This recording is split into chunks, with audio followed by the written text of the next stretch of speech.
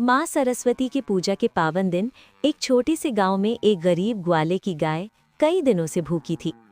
उसका नन्हा बछड़ा भूख से तड़पता हुआ बाजार में इधर उधर भटक रहा था। तभी उसे एक मिठाई की दुकान पर पूजा के लिए सजी हुई थाली दिखी। भूख से विवश होकर वो थाली उठाकर भागने लगा। ये देखकर एक घमंडी और क्रूर सेठ को बहुत क्रोध आ गया।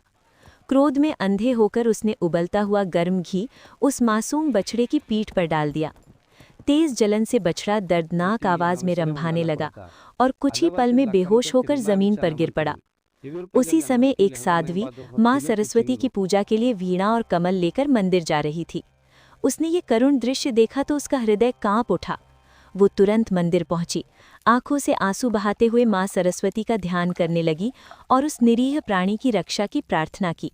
माँ सरस्वती करुणा से प्रकट हुई और तुरंत भगवान विष्णु को स्मरण किया। क्षण भर में भगवान विष्णु प्रकट हुए, बछड़े के पास पहुंचे और अपनी शंख से अमृतमयी शीतल जल प्रवाहित किया। तुरंत उसकी जलन शांत हो गई। वो उठ खड़ा हुआ और आनंद से कूदने लगा। लेकिन फिर भी इस दिव्य लीला पर किसी ने लाइक नहीं किया।